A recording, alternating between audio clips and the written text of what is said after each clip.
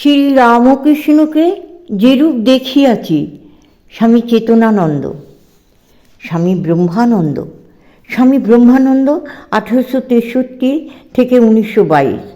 1881 খ্রিস্টাব্দের মাঝামাঝি শ্রী রামকৃষ্ণকে প্রথম দর্শন করেন এবং তাঁর মহাসমাধি পর্যন্ত প্রায় সর্বক্ষণই তাঁর কাছে ছিলেন।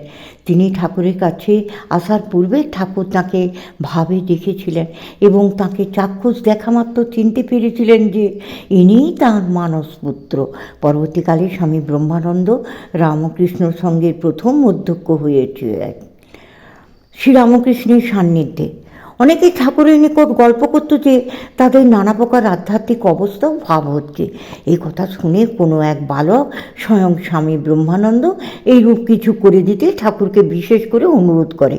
তাতে তিনি বলেন, দেখ, নিত্য নিয়মিতভাবে ধ্যান মদন করতে করতে তবে অবস্থা আসে, কমে কমে সব হয়ে যাবে।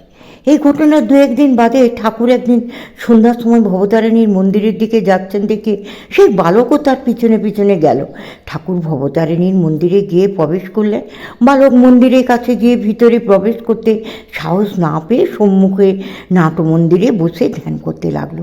কিছুক্ষণ বাদে হঠাৎ সে দেখতে পেল যে কোটি সূর্যের ন্যায় একটা উজ্জ্বল জ্যোতি গর্ভমন্দির থেকে বের হয়ে তার দিকে ছুটে আসছে। তখন সে ভয়ে নাটমন্দির থেকে ছুটতে ছুটতে ঠাকুরের ঘরে পালিয়ে এলো। এই অল্পক্ষণ পরে ঠাকুর ভবতারিণীর মন্দির হতে ফিরে এসে বালককে তার ঘরে দেখতে পেয়ে জিজ্ঞাসা করলেন, কী রে, সন্ধ্যার সময় ধ্যান করতে বসেছিলি? ঠাকুর উত্তর দিল, হ্যাঁ। বালক উত্তর দিল, হ্যাঁ, এবং ধ্যান করতে বসে মন্দিরে জ্যোতি দর্শন ও ভয়ে পালিয়ে আসা ইত্যাদি ঘটনা আনুপূর্বিক ঠাকুরের নিকট বলল। এই সব কথা শুনে ঠাকুর বললেন, তুই বলিস কিছু দেখতে পাই না, ধ্যান করি কি হবে, আবার কিছু দেখতে পেলে পালিয়ে আসিস কেন? মনে এইরূপ ডিপ্রেশন আসা স্বাভাবিক।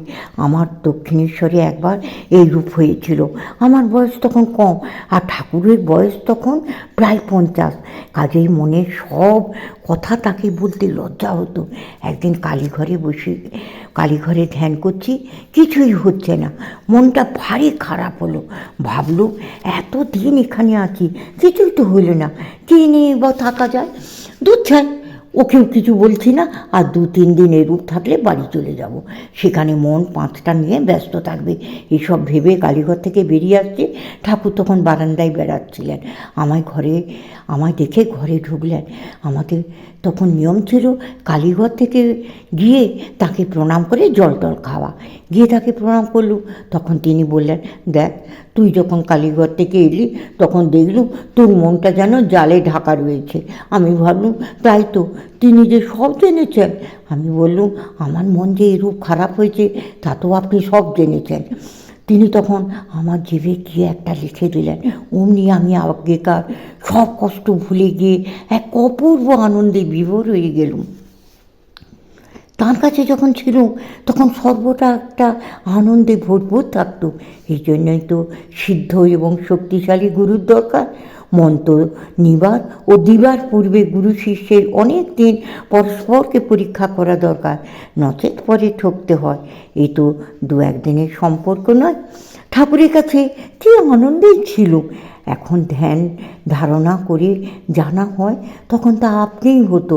যদি মন কখনো একটু আধটু খারাপ হতো, তিনি মুখ দেখেই টের পেতেন আর বুকে হাত দিয়ে সব ঠিক করে দিতেন।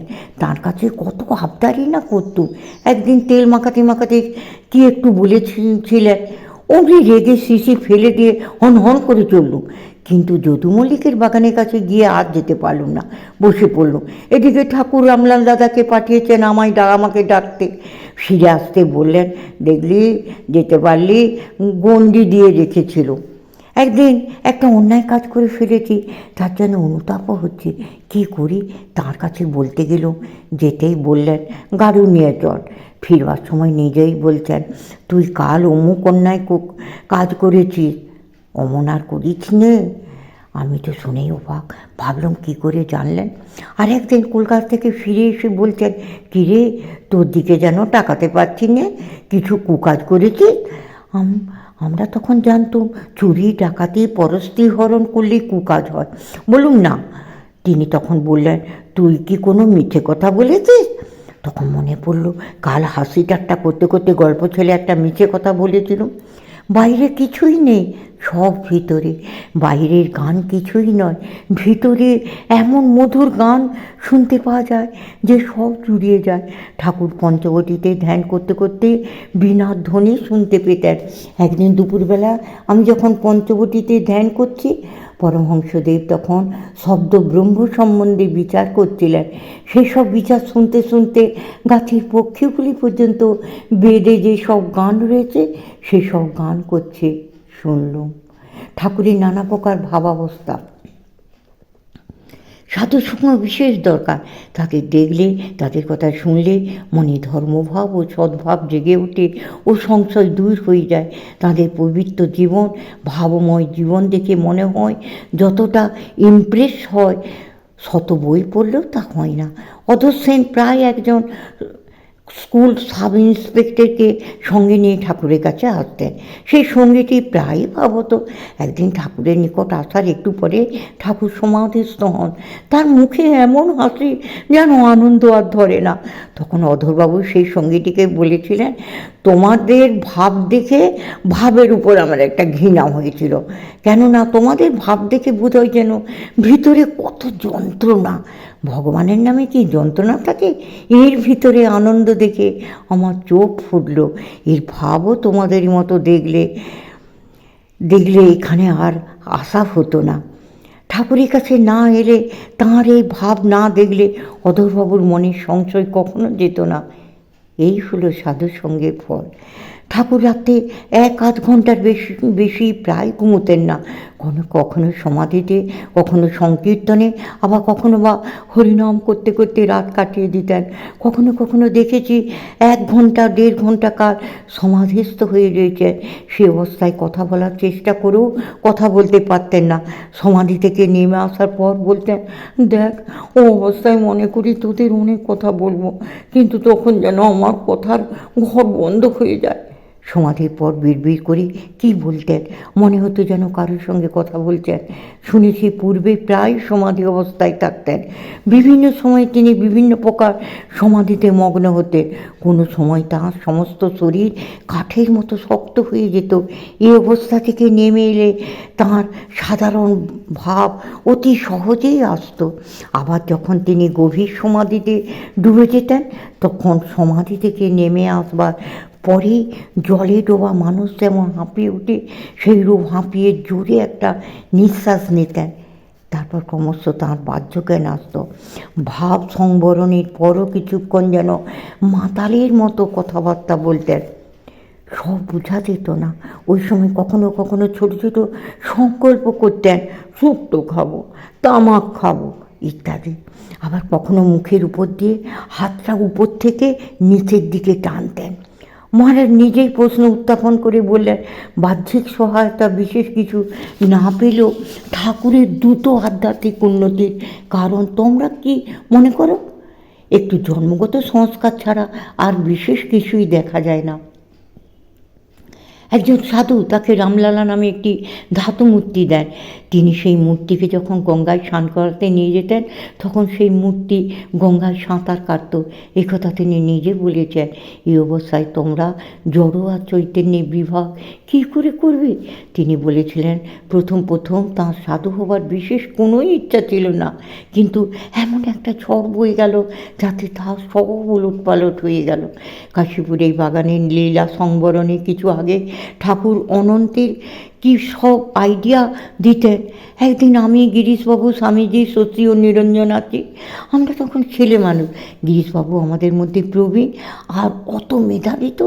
ঠাকুরের মুখে অনন্তের সম্বন্ধে 2-4 কথা শুনেই বললেন, আর ধারণা হচ্ছে না। উফ, কী সব কথা বলতেন। সুখদেব দেও পিঁমড়ে, এক দানা পেয়েই বিভোর। রাম, কৃষ্ণ প্রভৃতি অবতারেরা সচ্চিদানন্দ গাছে থলো ফলছে। এইসব অনন্তের ভাব। আমরা তখন ছেলে মানুষ, অত ধারণা করতে পারবো কেন? ঠাকুর একদিন বললেন, কালীঘরে ধ্যান করছি, যেন একটা চিক উঠে যেতে লাগলো। মায়ার বা অজ্ঞানের। আর একদিন মা আমায় দেখালেন যে কোটি সূর্যের জ্যোতি সামনে, সেই জ্যোতি থেকে আর একটা চিরঘন রূপ দেখলাম। আবার খানিক পরে সেটা জ্যোতিতে মিলিয়ে গেল, নিরাকার যেন সাকার হলো, আবার সাকার যেন নিরাকার হলো। ঠাকুরের কি অমানসিক ক্ষমতা ছিল! সেই সময় আমরা ভাবতাম এটা একটা অসাধারণ ক্ষমতা মাত্র, কিন্তু তার স্বরূপ ঠিক বুঝতে পারতাম না। এখন আমরা বুঝি সেটা কি অদ্ভুত ক্ষমতা। একদিন আমি তাকে বললুম, মহাশয়, কাম থেকে মুক্ত হতে পারছি না, কি করব? তিনি কতগুলো শব্দ বিড়বিড় করতে করতে আমার বক্ষস্থল ছুঁয়ে দিলেন। চিরকালের মতো কাম আমার কাছ থেকে দূরীভূত হলো। সেই থেকে তার অস্তিত্বই টের পাইনি।